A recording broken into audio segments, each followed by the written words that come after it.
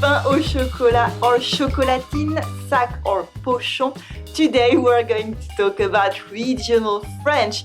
Yes, all the different vocabulary that we have for the same thing, the different pronunciation we have between the north and the south, the west, the east, Switzerland, Belgium, a bit of Africa and Quebec. French is so rich. It goes way beyond what you learned at school. So today it was an honor and a pleasure to welcome Mathieu Avanzi from the blog Français de nos régions, and now he has even a book that was released earlier in October 2017 called L'Atlas du Français de nos régions, where he shows lots of maps about how we say things, how we use different words, how we pronunciate differently, and how we use the French differently depending on where we grew up. I learned so much from him, from his book and from his blog, that I was delighted when he accepted to come on Come in Français TV.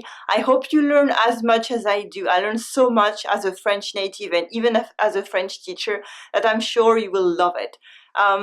So help me welcome Mathieu to Come in Français. I hope you love this interview. Please let me know what you learned from it in the comment. I look forward to hearing from you. Salut, I'm Géraldine. Welcome to Come in Français TV. Sound French, even to the French. Bonjour Mathieu, I'm so glad to be here with you today. I'm a huge fan of your blog called Français de nos régions. You talk about regionalisms and all these little words that differ from Toulouse to the north, to the south, to where I live in Grenoble. It's super interesting. I learned so much from you. So welcome to Come in Français.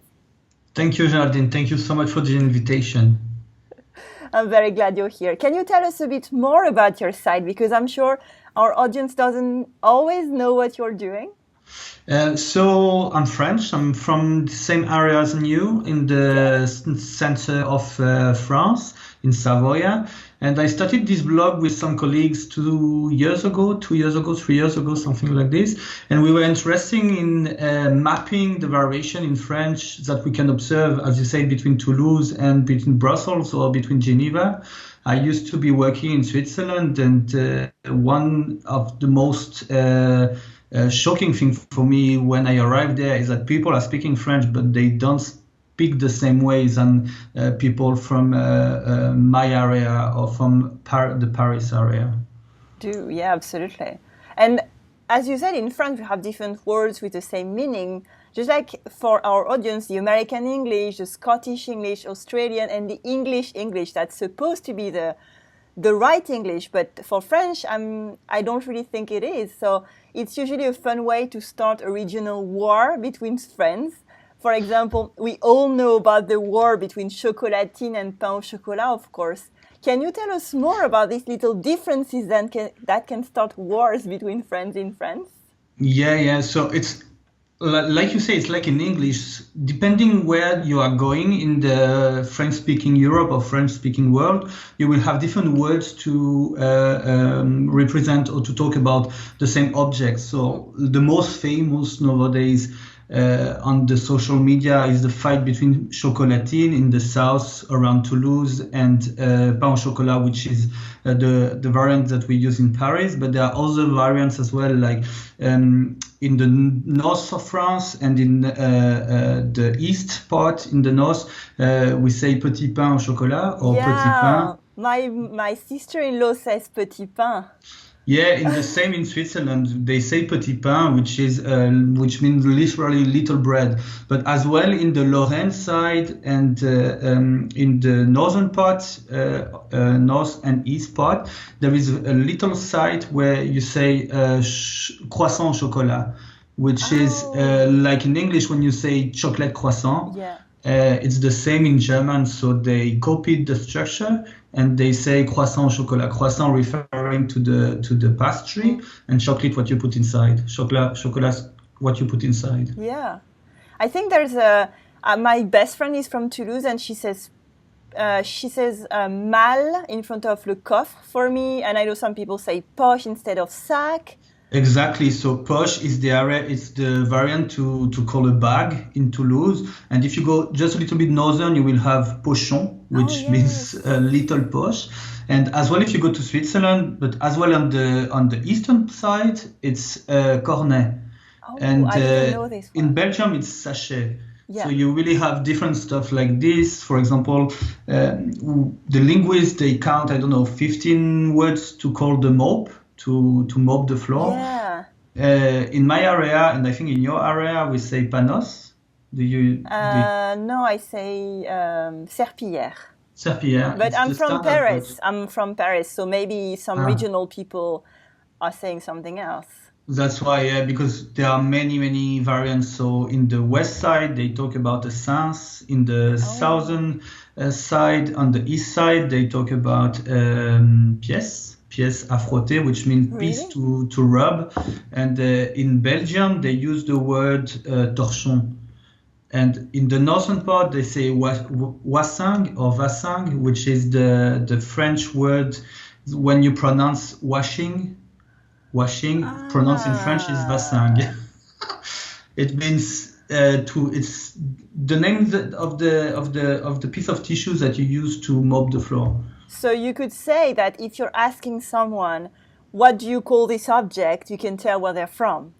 Yeah, barely. If you need a few questions Yeah. to own the detection, but here you can barely you can predict where somebody is coming from or where at least he spent his childhood by asking him a little bit of question on the way they call this or this object. Yeah. And this is what you do on your site. You do des enquêtes where I filled it myself because I wanted to check and I had to answer a few questions. How do you call this? How do you call that? Etc. Yeah. Yeah, exactly. This material is the material we use to make the maps and then to use for other games like prediction and stuff like this. We have many, many questions. Some questions are more or less difficult. We have as well a question regarding pronunciation. Do you say, for example, the final S in the pineapple, Ah, ananas? yes. Or do you say the final S in minus, moins? In Oh, the same areas and from Toulouse, where they say mal, where they say chocolatine, they don't say moins like other people in France. They say moins. In the eastern side, 20, I say vin. uh-huh, It rhymes with wine, uh-huh. so vin. But in the eastern side, Switzerland and Yes. Belgium, they say vinte. 20. Absolutely. Yeah, that's what my godmother says. She's Mexican, but she learned French in Switzerland. So now she has this accent. And Because she says septante as well, no? Septante. absolutely, which is the thing we should say. That my Yeah. point. This is what we should say. It's perfect we talked about this because this was my next questions. That's a bit more subtle for foreigners sometimes, but we also have words with different pronunciations according to where you live.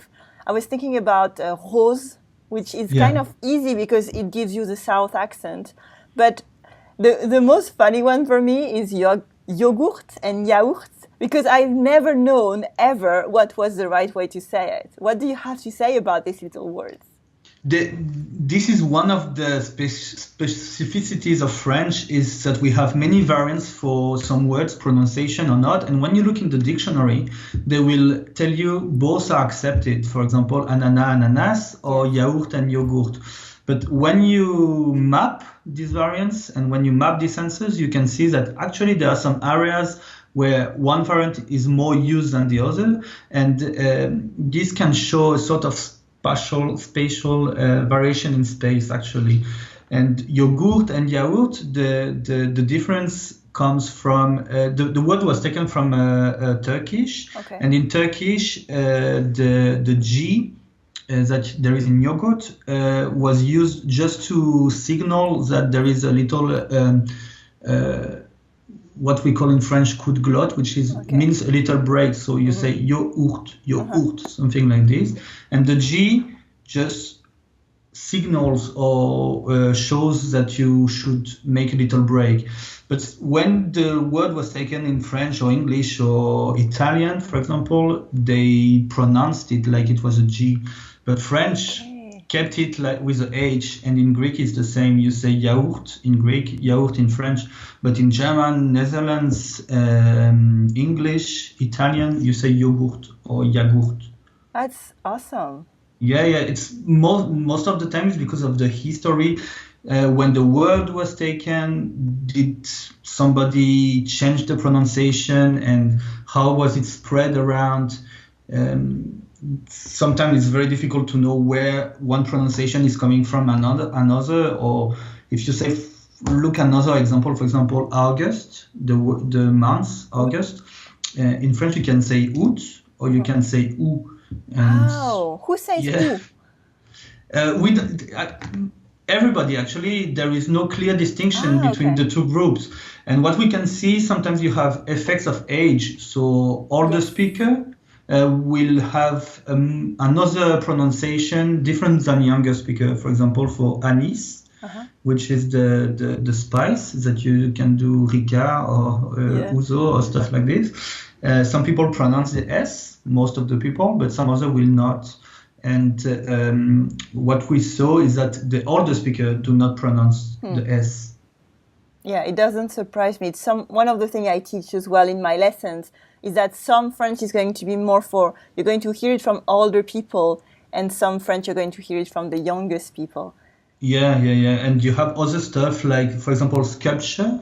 In French, normally, I don't know if you teach this to your students, but they should not be pronouncing the P in French, sculpture. Yeah. But many people, mostly the young people, now they tend to pronounce the P, like in September. Really? And it's like it's like the other way, the other direction. So there is a lot of change now, and many movement in pronunciation going on. Wow, I had no clue. Thank you. Me neither.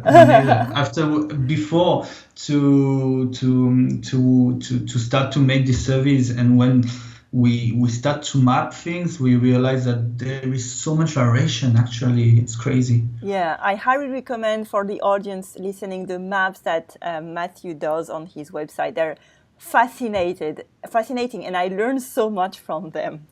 Something that you mentioned on the blog, and I should have known that you were from here, is my favorite my favorite difference in French, which is the grammatical structures. They show where you're from, especially from, I don't know if you call it this way, but the Y Savoyard, which is the structure. Yeah. And my parents' friends always say that. So for me, it has kind of I love this because it reminds me of my holidays here in Haute-Savoie and Savoie. And even here in Grenoble, which is not in Savoie and Haute-Savoie, some of my friends say it. Can you tell us more about this one? And do you know others? Yeah, so this very particular grammatical regionalism goes quite far, actually. It goes to Lyon, to Valence, and it's a huge area. It goes to Geneva in Switzerland as well. And it's something which is very useful. We just use this E to refer to propositional or to large content.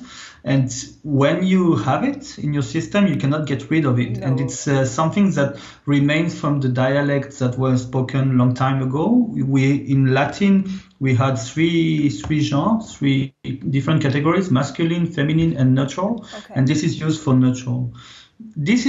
This kind of grammatical variation is quite rare, but it's not existent. We can find other cases, for example, what you put after a verb, the preposition. In Switzerland, they will say, in French, we would say attendre après quelqu'un, but in Switzerland, they will say attendre sur, which means in French, you should say attendre after somebody, but in Switzerland, they will say attendre on somebody. And this is very clear, the variation. Or you can have as well some differences in Belgium. They will say savoir de quelque chose, to know of something. But in common French, you should say savoir quelque chose, to know something. Yeah. As well, they will use some different verbs that French will not use in this space. For example, somebody can say, tu sais me passer le sel? Do you know how to give me? Do you know how to give me the salt? And this sounds very particular in French. And I think there's one as well that's attento. À tantôt. Yeah, In is it from Belgium. here or is it from Belgium? In Belgium, they will say à tantôt, which means see you later. But Yeah. from here in Grenoble or in Savoia, if you say à tantôt, it means or stanto, it means this afternoon. Oh, yes. My Of father has it, says course. it all the time. Attento. Yeah, I think my grandmother might be used to use that. Yeah, it's Yeah. possible because from this area as well. But for example, in Savoia, I don't know if you noticed, we have a very archaic, a very old feature from French. We say, for example, I went to take mushrooms, but I didn't find some. In French, Parisian French, you would say, je n'en ai pas trouvé. But in Savoia French or Swiss French, you can say, je n'en ai point trouvé. Point c'est is a très very ancien. old, it's a very old French feature, the grammatical that remains because you talk about some particular elements, so you will say point. Yeah, it's a very elegant French. Yeah, it's quite cool actually. Yeah. We talked about France, mainly a bit of Switzerland, a bit of Belgium, but the language is not limited to France and even Belgium and Switzerland. We have Quebec, we have Africa as well. Do you know of some regionalisms that are outside of these European borders? Yeah, they are much more numerous, especially in Quebec, which really the French was so far from the French from Europe, so isolated that the standardization did not affect the French in the same way. So they kept a lot of archaic features and they developed another system for most of it. And now with the influences of English that are going on there, sometimes it makes the French very difficult to understand, and one can wonder, is it still French that they are speaking? If I watch a movie in Canadian French, in Quebec French, it's really difficult for me to understand without subtitles. It's like becoming another language, but when they write, it's more or less the same. Yeah. Africa as well, but African language keeps to be really closer to the French because to the French of France, because it was learned, exported there later than in Canada, and the influence between the African languages and on the French is not as strong as the English on the French spoken in Canada. What I saw only from my small experience when I correspond with students living in Africa and learning French there, is that their French is extremely clean. Yeah. It's a very pure, very beautiful French. And it's comforting to see people actually speaking this way because it's very, very clean French. Yeah, they learn French actually. They don't, and when they talk in family, they speak their native languages, the language that they speak from in the village or in the city, and their French is really, really clean. They put ne and they don't make any orthographic mistake, or they pronounce it very well and very clearly, and it's a very beautiful French. Yeah. I should almost tell people go and learn French in Africa because your French is going to be perfect. Yeah. What about we talked about Switzerland, and my grandmother and my godmother as well use the octante and the nonante and the septante, which for me it's what we should use because they make so much more sense. Where does it come from, and why are we not using those? So this is a very interesting story, a very interesting point in the history of French. In Latin, people were counting on the base of 10, so 20, 30, 40, 50, 70, 70, 80, etc. But in French, we kept a very archaic system, which was a system that you count on base of 20. So it's 20. And for 40, you say 220, which is 220. For 60, you say 320, which is 320 or 320. And this system was kept on aside the decimal system, the system on the base of 10. So all the south of France was using the septante and octante and huitante system, but most some parts of France, of the northern part, was using the 20 base system. And Vaugelas decided in the 17th century that the correct system would be the non-logical system 70, which is a mix between the 20 and the 10 system. And we kept this, I have no idea. And then we started to point at the finger the people who were using the other variants, saying that 70 and 90 and 80 were farmer or low class variants, and people started to make fun. And if you are Swiss or Belgian and you go to France, especially in Paris, and you say 70 or 80 or 80 or 90, people will laugh at you like crazy. But it's something very difficult, because when I moved to Switzerland, I was staying there for 10 years something, and when I was going to France, it's so much easier to say 70 instead of 70. Yes. And even when you give a phone number or something, and it's very difficult to get rid of these variants. Yeah, usually, what I saw is that you can tell where the people are from when they count for themselves. So my mom is Mexican, she speaks perfect French, but when she counts for herself, she counts in Spanish. And anyone will count in their own language. So if you count to yourself and you use 80 and 90, we will know where you're from. Yeah. But these variants were much more spread in French before. I don't know, 50 years ago, 70 years ago. Okay. They were learned at school as well. And now nobody will learn you at school this kind of system. Never. And they're so much better. Well. Yeah. It's so much logic, so much more logic. We talked about so many regionalisms, and even outside of France. And I think for our audience trying to learn French, it can be a bit overwhelming to think, okay, now if I want to learn French, I have to learn all the other ways. What do you think our audience watching should focus on?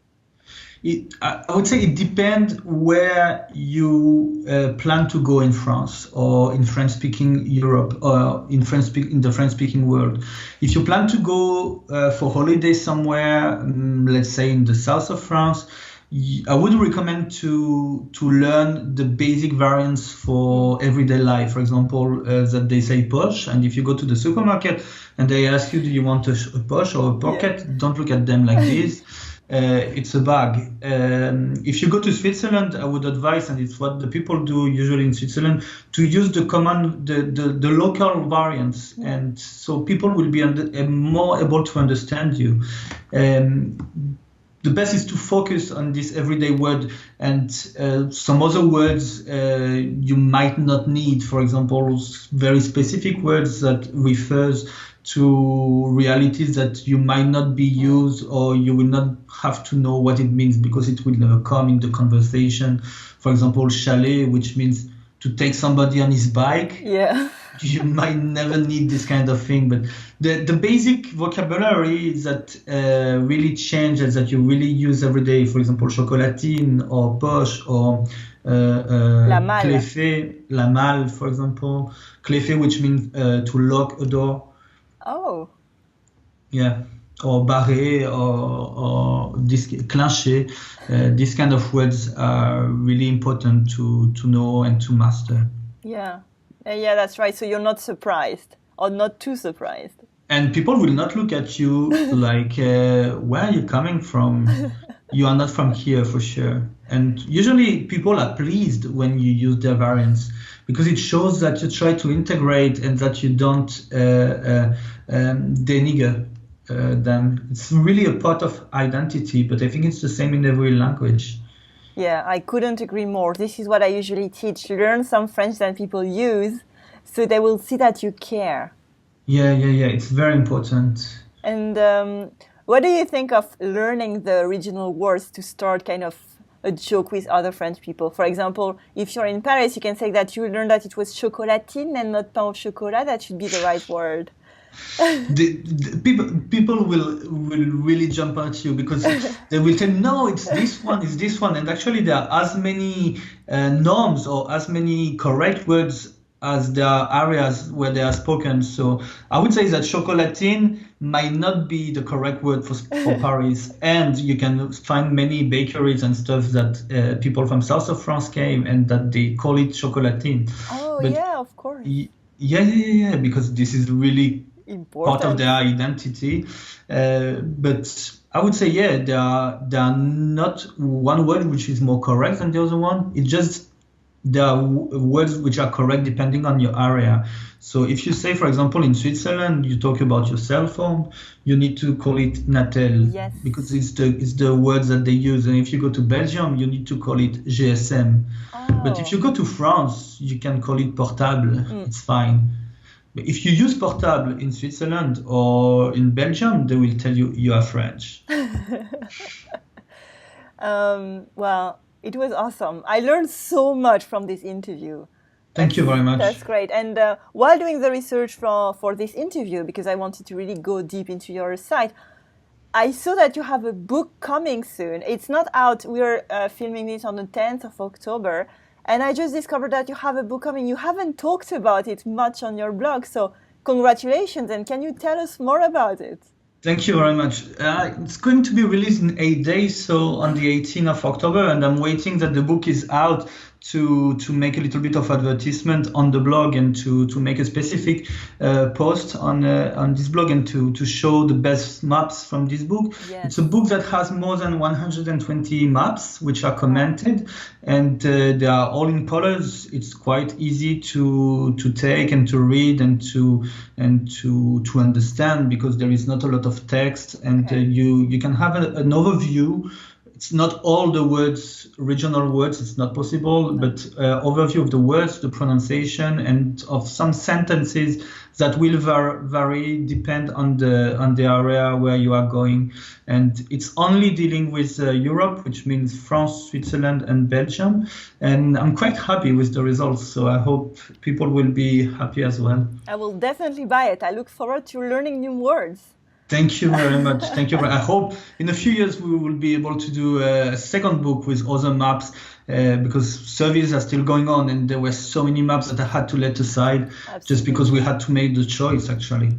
Yeah, because then as we said, we have Africa, we have Canada, and who knows, maybe there's some regions of the world where they speak French. Yeah, for example, Antilles. Oh, yes, absolutely, of course. How did and you think about Haiti that? as well, and other little islands, which are the French is really poorly known because we don't have a lot of data and we don't have a lot of books, but people are still are speaking French there, and it's really interesting regarding the variation. Absolutely, yeah. Caribbean is so important. I was there in January. And I had to say I was a bit ashamed because I struggled a little bit to understand. And I was so passionate about the language where I was trying to pick up. So I thought there's so many things to do there as well. Yeah, they have a very, very different system from French because French was brought there at different periods and it was evolving with the Creole and the other languages that are spoken there. And it's really, really fascinating. Yeah. So next time then. Yeah, in a few months. Thank you very much, Mathieu. It was an honor to have you here today. I've learned so much from you and I hope the audience is going to as well. So I wish you a very, very good day and I hope to see you next year for the next book. Thank you very much, Geraldine. See you soon. Bye-bye. Bye.